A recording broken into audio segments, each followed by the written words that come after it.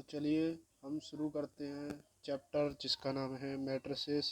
ये हमारा class 12th के लिए भी बहुत इम्पोर्टेंट है, और जो एनडीए आता है, जो आर्मी नेवी एयरफोर्स के लिए हम पेपर देते हैं लेफ्टिनेंट बनने के लिए, उसके लिए भी बहुत इम्पोर्टेंट चैप्टर है। यानी इसका वेटेज क्लास 12th में एमसीक्यू में ज़्यादातर और लॉन्ग क्वेश्चन में आपको दिखेगा।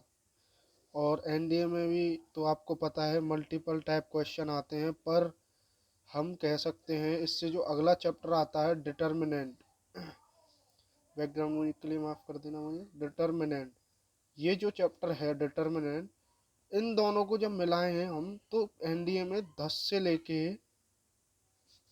लेके 12 क्वेश्चन बन जाते हैं, जो कि बहुत ज़्यादा वेटेज रखते हैं वहाँ पर। तो इस चैप्टर को इजी है तो नज़रअंदाज ना करें। आज इसका फर्स्ट पार्ट है इंट्रोडक्शन अबाउट मैट्रिसेस।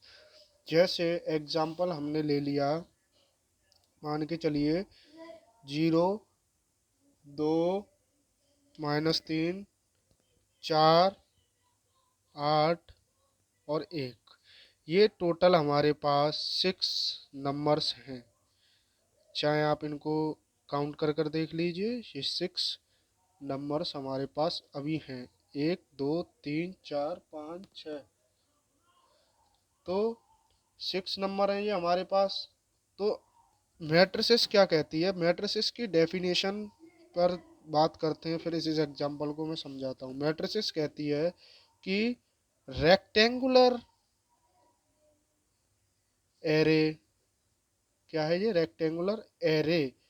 अब एरे का मतलब मैं आपको समझाता हूँ अभी। Rectangular array of elements in rows and columns. अभी मैं आपको सब बताऊंगा ये डेफिनेशन का क्या मतलब है, बहुत ही इजी होती है इसकी डेफिनेशन। Is called matrix. हम इसको शॉर्ट फॉर्म में कह सकते हैं क्या, मैट्रिक्स, पता होगा आपको, ठीक है, मैट्रिक्स। तो अब ये एरे का मतलब क्या होता है, यहाँ पे एरे का मतलब होता है अरेंजमेंट, ठीक है। एरे का मतलब क्या होता है, अरेंजमेंट। अब जब मैंने ये एग्जांपल लिया है तो हम इसको दो फॉर्म में लिख सकते हैं। देखिए ये इसकी मैट्रिसेस हम ऐसे भी बना सकते हैं, एक टाइप तो ये हो गया, ऐसे भी हम मैट्रिसेस बनाते हैं, ठीक है। तो जो मैट्रिसेस का सिंबल होता है वो एक ऐसे ब्रैकेट लगा के किया जाता है। जैसे मैंने इसको बंद कर दिया, अब मैं इन 6 नंबर को कैसे कैसे बंद कर सकता हूँ, जैसे मैं इसको ऐसे भी बंद कर सकता हूँ, 0, 2, -3, 4, 8, 1, ठीक है। मैं इसको ऐसे भी बंद कर सकता हूँ, देखिए, ये देखिए आप, 0, 2, -3, 4, 8, 1, ठीक है। तो मैट्रिसेस को हम ऐसे और ऐसे शो करते हैं, और इस टाइप से भी हम नंबरों को अगर अलग से लें क्वेश्चन में तो शो कर सकते हैं, ठीक है गाइस। अब तक का इतना समझ में आ गया होगा, आगे चलते हैं। अगर कुछ छूटे तो पॉज कर करके आप इसको समझें अच्छे से।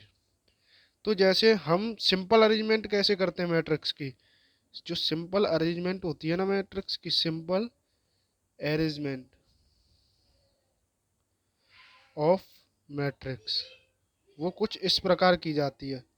देखिए आप, ये देखिए, ये हमने ले लिया एक ब्रैकेट, क्योंकि मैट्रिक्स को हम ऐसे शो करते हैं भाई। अब ये हमें कहो कि आपके भाई ये ऐसे क्यों शो हो रहा है, तो ये पहले से चला आ रहा है, हर चैप्टर के लिए अलग अलग सिंबल भाई मैथ में दिए जाते हैं, तो ये ऐसे ही चला आ रहा है, तो हम ऐसे ही शो कर रहे हैं। जैसे मैंने ले ली A11, A12, यहाँ से लेके गए हम A1n तक, ठीक है। A21, A22, यहाँ से लेके गए हम 2n तक। ऐसे ही हम नीचे जाएंगे तो ये M1, M2, ये इसका आ गया, और ये एक Mn आ गया। अब आप कह रहे होंगे भाई सर ये Mn क्या है, तो M और N यानी इनका जो ऑर्डर होता है ना, हम उसको ऐसे शो करते हैं। ये क्या होता है, ऑर्डर, ये ऑर्डर को क्या करता है, दर्शाता है। और जो M होता है ये दर्शाता है रो को, और जो एन होता है ये दर्शाता है कॉलम को। ठीक है, ये होती हैं हमारी जितनी भी ये होती हैं, ये और ये होती हैं हमारी रोज। इनको क्या कहते हैं, रोज। ठीक है गाइस, ये जो होती हैं हमारी ये होती हैं कॉलम्स। क्या होती हैं, कॉलम्स। जो ये पार्ट बनना है ये रोज है। रोज को हम कैसे दर्शा रहे हैं, हॉरिजॉन्टल, हॉरिजॉन्टल। और ये जो आपको ये दिख रहे हैं इनको, कॉलम को हम कैसे दर्शा रहे हैं, वर्टिकल। तो आप इन पर ध्यान रखिएगा कैसे कैसे दिखाया जा रहा है, इसकी बहुत ज़रूरत पड़ती है आगे जाके। ठीक है, तो ये होती है हमारी कुछ simple arrangement of matrices guys. ठीक है, सिंपल अरेंजमेंट हो गई। अब इनको हम, अगर मानो हमसे कोई कह दे कि टोटल एलिमेंट निकालो, जैसे मानो मैंने एक मैट्रिसेस ले ली एग्जांपल के सहित, मानो ये मैट्रिसेस ले ली 1 2 3 5 6 7, एक एग्जांपल है ये। तो देखिए इसमें कितनी रोज हैं, एक रो, दो रो, तीन रो, एक कॉलम, दूसरी कॉलम, तीसरी कॉलम। तो तीन ही रो हैं और तीन ही कॉलम हैं। तो आप ये देख सकते हैं ये क्या है, ये हमारी रोज है जिसको हम एम से शो करते हैं, ये कॉलम्स है जिसको हम एन से शो करते हैं। ठीक है गाइस, तो ये हो गए हमारे कॉलम्स। और अब इनका अगर हमसे पूछे कि ऑर्डर क्या होगा, तो आप ऑर्डर बता सकते 3 × 3। और पूछ ले ये total number of element, total element कितने हो गए इसमें, तो आप इनको कृपया करके मल्टीप्लाई कर दीजिएगा, जो कि होते हैं 9। टोटल एलिमेंट ऐसे निकाले जाते हैं। चलिए आगे मैं समझाता हूँ आपको एड्रेस ऑफ एलिमेंट।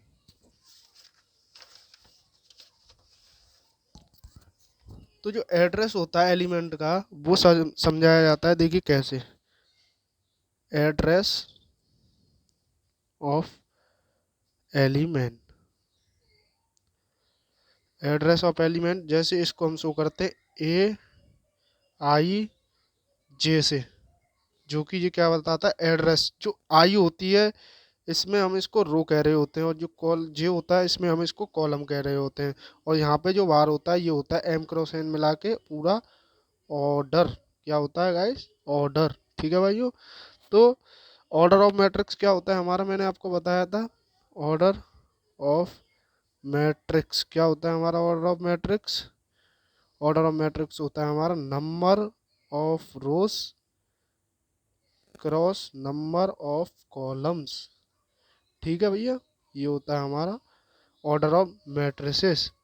ठीक है, जितना ऑर्डर होगा इनको मल्टीप्लाई करेंगे उतना ही हमारा क्या आएगा, एलिमेंट आ जाएंगे, टोटल एलिमेंट जो होते हैं। ठीक है भैया, टोटल एलिमेंट होते हैं।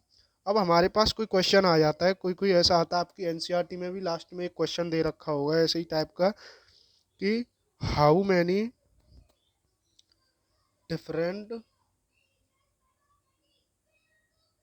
Order, how many different order are containing, इसके बीच में वो रख लीजिएगा matrices, how many different order matrices are containing 16 elements, 16 elements are possible. ठीक है, तो इसके जो होते हैं कितने ऑर्डर बन सकते हैं, तो हमें पता है ऑर्डर जो होता है वो होता है number of rose cross number of columns. पता है आपको, मैंने बताया।